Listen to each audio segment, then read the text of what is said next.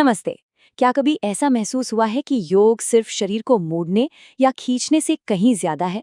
आज हम ज्ञान योग के रास्ते को समझने की कोशिश करेंगे। ये ज्ञान का एक बहुत ही प्राचीन मार्ग है जो हमें हमारे होने की, हमारे अस्तित्व की सबसे गहरी सच्चाई तक ले जाने का वादा करता है। योग करने के बाद अक्सर मन में गहरी शांति महसूस होती है ना? और फिर ये सवाल उठता है कि ये शांति आखिर है क्या? इसका स्रोत क्या है? ज्ञान योग हमें इसी सवाल का जवाब खोजने में मदद करता है। तो सवाल उठता है कि ये ज्ञान योग असल में है क्या? देखिए, ये ज्ञान का रास्ता है, मन की एक गहरी यात्रा। इसका मकसद है अपने ही बनाए हुए विचारों और सीमाओं के पार जाना, ताकि हम अपनी असली पहचान को महसूस कर सके। मतलब हमारी जो अपनी चेतना है, जिसे आत्मा कहते हैं, और इस पूरे ब्रह्मांड की जो एक चेतना है, जिसे ब्रह्म कहते हैं, उन दोनों की एकता को सच में अनुभव कर सकें। ज्ञान योग के अभ्यास को समझने के लिए इसे ज्यादातर 3 मुख्य हिस्सों में बांटा जाता है: श्रवण, मनन और निधिध्यासन। चलिए इनको एक एक करके समझते हैं। तो पहला कदम है श्रवण, जिसका मतलब है सुनना, लेकिन सिर्फ कानों से नहीं, बल्कि पूरे ध्यान से, गुरु या शास्त्रों से ज्ञान लेना। इसके बाद आता है मनन, यानी जो सुना है उस पर गहराई से सोचना, विचार करना, उसे अपने तर्क की कसौटी पर कसना। और आखिर में है निधिध्यासन, मतलब उस ज्ञान पर लगातार ध्यान लगाना, ताकि वो सिर्फ एक किताबी बात न रहकर हमारा अपना अनुभव बन जाए। इसको एक अंतरिक्ष यात्री की यात्रा की तरह भी सोच सकते हैं। पहले वो अंतरिक्ष यात्रा के बारे में सारी जानकारी और प्रेरणा इकट्ठा करते हैं, ये हो गया श्रवण। फिर वो ड्राइंग बोर्ड पर बैठकर पूरी प्लानिंग करते हैं, ये है मनन। और आखिर में रॉकेट लॉन्च होता है, ये है निधिध्यासन। एकदम सीधा साधा क्रम लगता है ना? लेकिन क्या ये प्रक्रिया हमेशा इतनी ही सीधी होती है? एक और गहरी व्याख्या है जो बताती है कि इसमें एक और परत छिपी है, जिसे समझना बहुत जरूरी है। तो सवाल ये है कि क्या ज्ञान सच में सिर्फ तीसरे और आखिरी पड़ाव पर ही मिलता है, या इसमें कुछ और भी है जो हम शायद देख नहीं पा रहे? जब हम महान दार्शनिक आदि शंकराचार्य के मूल लेखों को देखते हैं, तो एक बिल्कुल अलग ही तस्वीर सामने आती है। उनकी व्याख्या जो आम धारणा है उससे थोड़ी अलग है। यहीं पर एक बहुत बड़ा फर्क है। देखिए, आमतौर पर माना जाता है कि ज्ञान धीरे धीरे आखिर में मिलता है, लेकिन शंकर का विचार ये है कि सच्चा ज्ञान तो पहले ही कदम में, यानी श्रवण में ही मिल सकता है। उनके मुताबिक वेद और उपनिषद के शब्द अपने आप में ही पूरा ज्ञान है।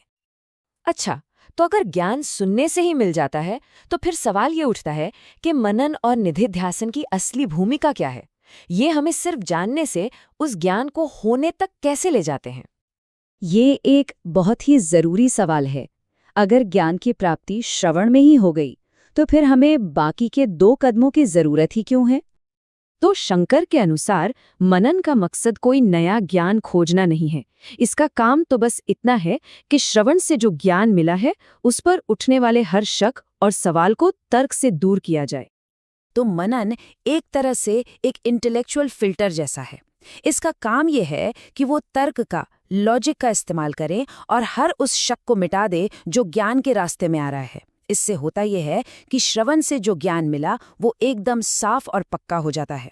आसान शब्दों में कहें तो ये ज्ञान को हर तरह के डाउट से आजाद कर देता है। और फिर निधिध्यासन, ये उस ज्ञान को जीने की प्रक्रिया है। इसका मकसद ये है कि जो ज्ञान हमने समझा है वो सिर्फ दिमाग तक ही सीमित न रहे, बल्कि हमारे पूरे अस्तित्व का, हमारे होने का हिस्सा बन जाए। इसको ऐसे समझ सकते हैं जैसे चाय में चीनी डालने के बाद उससे चम्मच से घोलना पड़ता है ताकि मिठास हर घूंट में आए। निधिध्यासन बिल्कुल वही घोलने की प्रक्रिया है जो ज्ञान को हमारे स्वभाव में पूरी तरह से मिला देती है। निधिध्यासन के जरिए हमारी पुरानी आदतें, जैसे मैं ये शरीर हूँ या मैं अपना मन हूँ, धीरे धीरे टूटती हैं। इससे ज्ञान में एक मजबूती और ठहराव आता है, जिसे निष्ठा कहते हैं। ये उस सच पर लगातार ध्यान लगाना है जिसे हम पहले ही जान चुके हैं। तो इस पूरे रास्ते की आखिरी मंजिल क्या है? वो है मोक्ष, यानी परम मुक्ति। अद्वैत वेदांत का एक बहुत ही क्रांतिकारी विचार है।